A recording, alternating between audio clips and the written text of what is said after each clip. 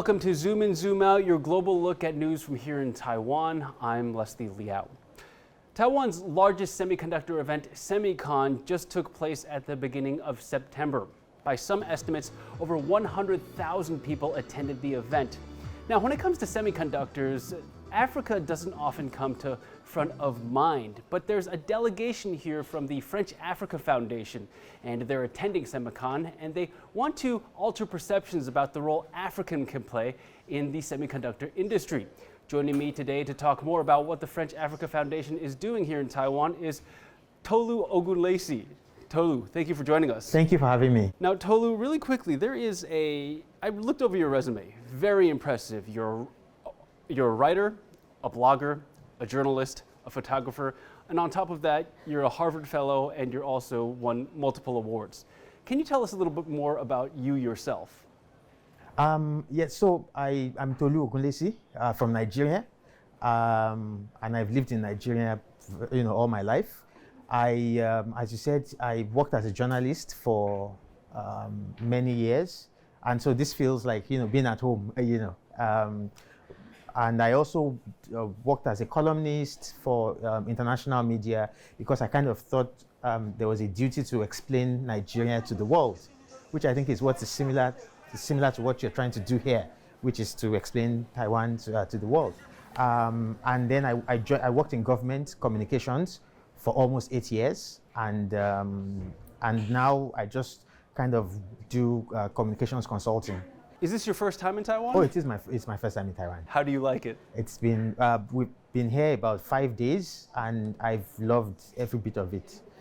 Now, let me ask you, when they first presented you this opportunity to come to Taiwan, What was the mission? What was the reason that you decided to come to Taiwan? What drew you to this place? So, the French Africa Foundation, I'm a fellow from 2021, and there are about 200 of us fellows. And the foundation has always been about connections. Look at the name, France, Africa. So it's been about connections. And so this was just another opportunity to connect. This time to take France and Africa and connect to Taiwan. And what better point of connection than SemiCon? Taiwan is a global superpower in hardware, in semiconductors. And it's just the most obvious, the most natural thing to take SemiCon as the point of the connection. And so that's why we decided to come at this time, spend this week, and we've, apart from attending SemiCon, we've also had visits to Foxconn, Quanta, Yageo, and then of course the arts, the culture side. We've seen a bit of town, visited 1 or 2 temples. Like it's been a whole immersion in Taiwan, and it's been immensely insightful and fascinating. So it sounds like you guys have not only seen the technological side of things, you've also gotten to see the culture as well. Absolutely. What are some of the things that, after being in Taiwan, you've learned or you've taken away from this trip? There's a lot. One of the things I think that stood out to me is how Taiwan manages to blend the old and the new. So on one side you have, there's nothing more cutting edge than semiconductors, and but on the other side, there's nothing more sort of like historic than some of the temples, and some of the older parts of the city that have been maintained and preserved. And how, it's just, I find it very illuminating to just see how you have, Taiwan has managed to navigate old and new and keep them side by side. The temples, the religion, the culture, the old parts of the city, and modern cutting-edge technology. And I think that's a big lesson. I think it's something that in many parts of the world people also grapple with. How do you, hold on to the past without letting it hold you back? And I think that, there's a big lesson there. Another important lesson, I think, is just how, for all of us who have been on this delegation, how Taiwan has gone within, a generation or two from not having any technology capabilities to becoming a global leader in semiconductors. And I think there's a big lesson especially for us from Africa. There's a lot of inspiration, a lot of hope, a lot of lessons to just that, and we feel like if Taiwan can do it, then it should be possible in our countries as well. So it seems like you've been thinking about all these cultural things, not Yeah. just, you go beyond the semiconductors, which Yeah. was the main pull here, Yeah, which is the yeah. semicon. Yeah. Is there any similarities between Taiwan and, say, Africa or even your home of Nigeria that you've noticed throughout this trip? No, that's a good question. In many ways, on the surface, what you see first are the differences. So I come from Nigeria, which is 200 million people, almost 10 times the population of Taiwan. Taiwan 50, 60 years ago, as I said earlier, was without any technological capabilities. A poor country that has, by hard work, by vision and ambition, emerged onto the global stage. And that's where many of us from Africa find ourselves.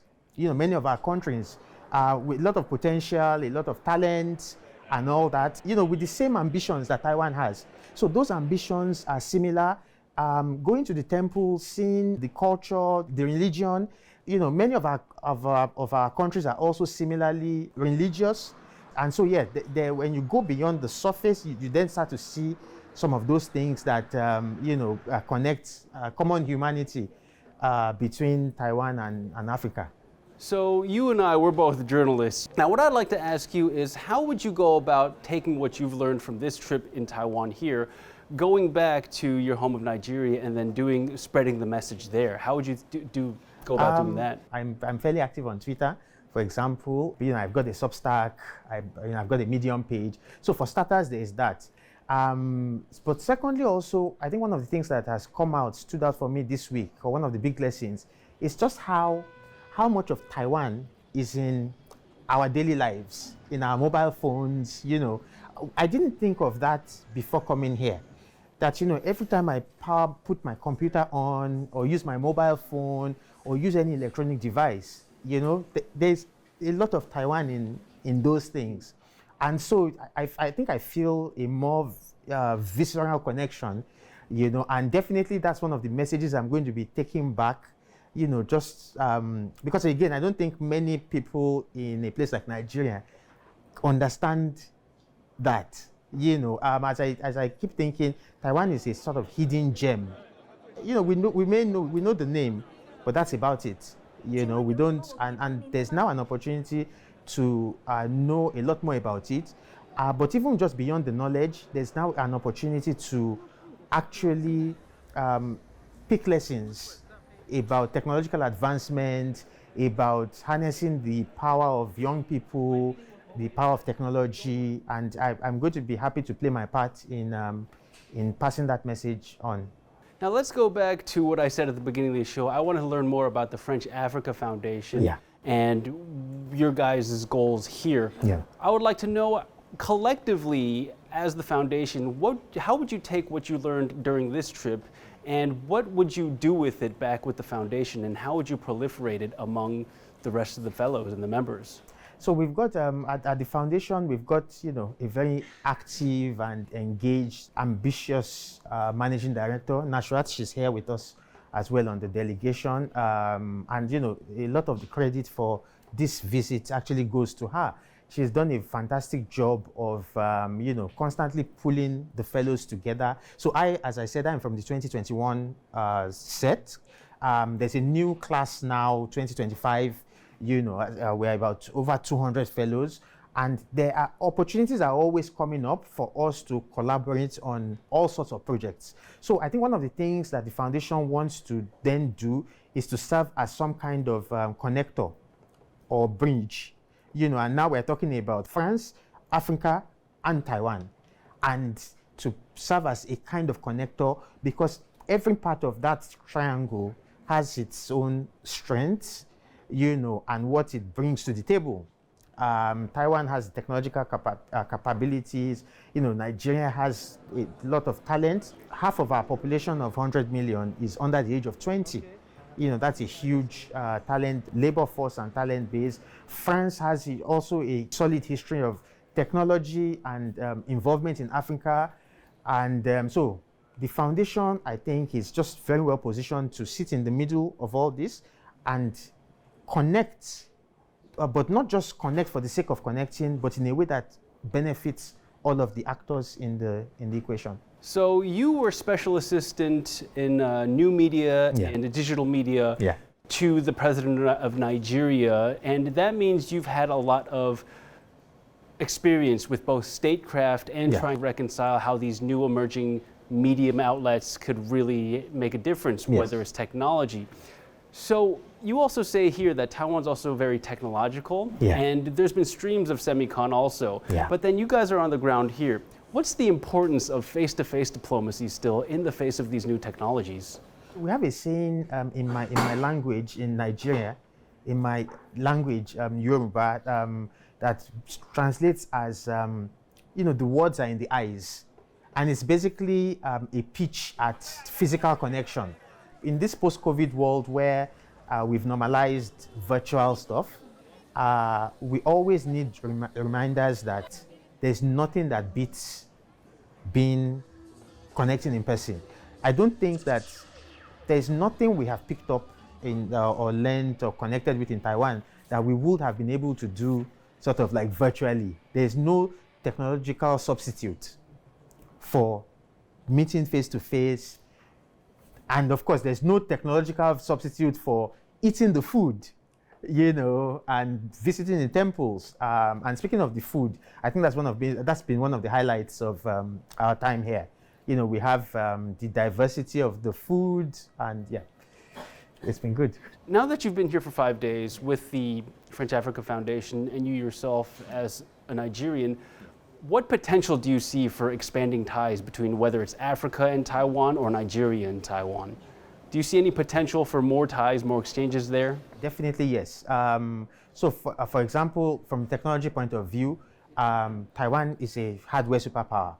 A lot of the materials, the metals that make up cutting-edge technology these days comes from Africa.